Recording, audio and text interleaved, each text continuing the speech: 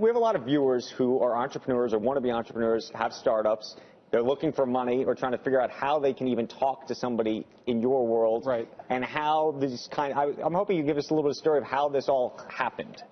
Well, I think that, with both Jane and Ben, the two things that we look for in entrepreneurs are kind of a great idea and a great deal of courage, and both of them kind of displayed that throughout their careers. And then also something that we like to call founder market fit, which is, was this person born and lived their whole life to build this company? And in kind of both their cases, and you'll see as we get into it, but right. They almost can't exist without. Did you find them, or did they find you? What there is then. I think in both cases on this, they found us. It sounds crazy when you say something like that. If I didn't know Ben's story, I would think that you were blowing smoke. What else is he going to do? He's 25 to live his whole life to do this. But I know 27. But I know that he's started this thing in high school, and I want to hear more about Jane's story too. Yeah, so Gwen, I love. You literally were doing this in high school. Yeah, I mean, I started building products in high school, and then I realized I wanted to help other people build products. So I do think that this is the only thing I want to be doing, and the only thing that I will be doing. So I get that. Which is great. Jane, I don't know your story. Tell us a little bit more about it. Well, my parents were Korean immigrants, and they had a small business growing up, so it was something that I saw living day in and day out. And then I worked at BCG, doing a lot of sort of quantitative analysis, getting my chops there. I actually once worked with John Legend, who was John Stevens at the time, but on a very analytic Excel spreadsheet project. And then I went to work at Starbucks, learning how to build brands. And I think Julep for me is about my passion for girlfriends and connecting women. Our mantra is that beauty is about connection, not competition. And going direct through e-commerce, it really brings together that analytic part of my brain as well as the brand and creativity. Then is there so Peter Thiel always likes to say that he doesn't want to invest in anybody. I think is the age under 25, under 30. I mean, he says there's a cutoff because you just cannot become a successful entrepreneur after a certain age. Part of it is he thinks there's sort of money issues. There's all sorts of sort of disincentives. The older you get, I'm apparently way over the hill for this ever to work out. Yeah. Do you have a view? So I probably don't agree with Peter on that entirely. I think that there's a lot of things right in what he says, and he is super smart, so you never want to discount him. But there are certain kind of companies where it actually helps to be older. So Diane Green, when she started VMware, for example, was at least well into her 30s, if not into her 40s. And Anil Boozary, when he started Workday, was certainly over 40. So Ray Kroc. Ray Kroc. So you can be older. You can be older than 25 and start a company. He was 50. The big thing, though, that I think is right is you want, particularly in technology, somebody who's got a complete breakthrough idea. And the older you get, the harder it is to get to a breakthrough because you get the kind of the way the world works becomes much more central to your thinking. Whereas when you're younger, you go, why does the world work this way? and you don't accept it. And so that's a real thing. How many pitches do you see in a given week? Well, the firm sees, 3,000 divided by 52, whatever that number is, and I probably see about 6 or 7. Okay, now the best deals you've ever done, have they come through the door or have you had to go to them? 60 a day. 50 something. Yeah, so, they don't come through the door as a little bit of a off thing because there's a lot of people in the firm. So most of the really good things, somehow, somebody knows us or we know them or something of the nature. But how they come in, I wouldn't say is a great distinction in terms of whether we get them or they come to us, other than the person who refers them turns out to be the highest indicator of what the deal is going to be.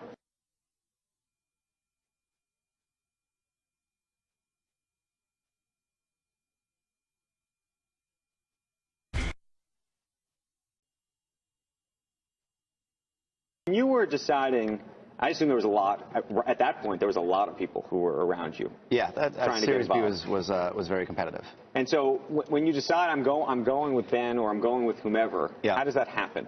Well, we knew the reputation of the firm, and I didn't know a ton about Ben at the time, but you know, I heard some fantastic references, and really what was most important is that Ben has been involved in running and growing companies, and that was the thing that we needed the most help in. It's like, we've built this thing from 2 people to 10 people, and is it going to get to 50? Is it going to get to 100? And how are we going to do that? So we needed someone that was a real operator that could teach me how to do that. And you recently just took some money from Microsoft. Sure, yeah, we did a Series D financing that included money from DFJ and additionally from Microsoft, some strategic money. You know, last time Microsoft invested in something that actually worked out, it's called Facebook. People forget Microsoft as an investor actually can be a good thing. I don't think people really understand a lot of the stuff that we're building at Foursquare. Like, we're building these amazing local search tools that are contextual aware and designed to work on these phones that have sensors built into them. I can confirm that. What does that mean? People definitely don't understand what you're talking about. No, explain to people, because I think even the business model at some level has shifted over the past year and a half. Yeah, just like, you know, really quickly, I think, like, you know, a lot of these tools have been designed where if you want to use them, you have to think about using them, and then you take them out of your pocket, and then you launch the app, and you open it up. And, you know, that's the way that we've been using things on the web and things on mobile forever. And, you know, I think what's starting to happen is because of all the sensors in the devices, we have the opportunity to be, like, smart and contextually aware about things. We know when you're in, like, a restaurant that you've never been in before. Oh, like we know you're in a city that you've never been in before. Right. Yeah, exactly. Like, we know when you're in, like, a little bit, like, out of context or maybe in an area that's not so familiar. And how can Foursquare come to life in those moments when it's the last thing you're thinking about and kind of give you give you some advice on the things you should pay attention to, stuff that's interesting. Always originally around checking in. You tell your friends that I'm checking in here, right? Mm-hmm. That's I don't want to say you're shifting away from that, but at some level you are. Well, we've always been, you know, check-ins give us a lot of data about the world and the places that people go to, and then we can use all that data to make these amazing local search products. But I don't want to tell everybody where I am all the time, but I don't mind telling you where I am so that I can get things that I want. Like yesterday, I could have used a map of Omaha trying to get back to the airport. Oh, sure. We have a ton of people that don't check in all the time, but they can draft off all the check-ins of everyone else, because we can tell you all the amazing things that you should know about in Omaha because other people have checked in. You didn't have Waze up there?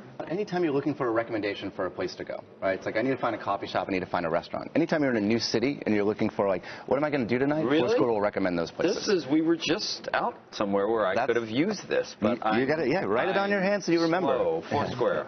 Foursquare. And it's free. It's free. It's free. It's fantastic. I'm going to do that as soon as I go upstairs. I am. Okay. I got a different question, which is, you look at some of the transactions that are taking place in the market, whether it's WhatsApp, $19 billion, or even Instagram a year ago, or what have you.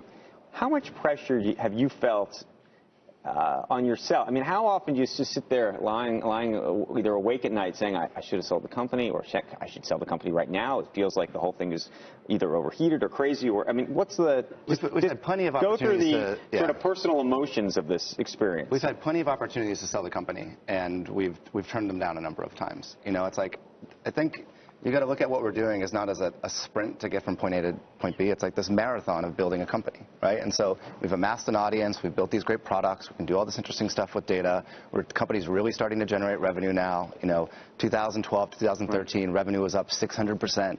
You know, Q1 of last year to Q1 of this year, revenue's up 500%. Like, you can start to see the thing working. Website, you'll see that many of the properties have dozens and dozens of reviews by people who've actually stayed there before. And through these reviews, they're not just saying this is a great place, but they're telling a complete story about what their experience was like.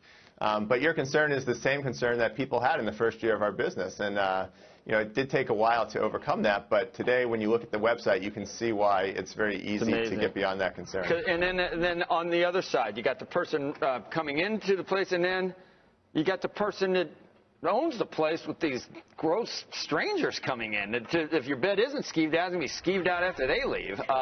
You know, it just seems like both sides. Well, nobody stays in your home without you explicitly giving approval, right? So when someone requests, you get to see their picture.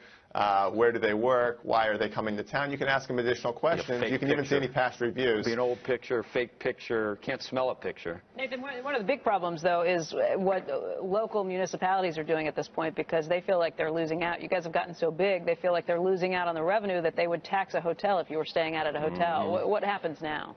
Well, this is actually really a new opportunity. It's a new activity, and it's something that the existing laws and rules didn't anticipate. That doesn't mean it's necessarily a bad thing. And with regards to tax, we think it's inevitable that this activity is taxed. I mean, do remember that most of our hosts are regular people, so they are paying their income tax, they are paying their local taxes anyways.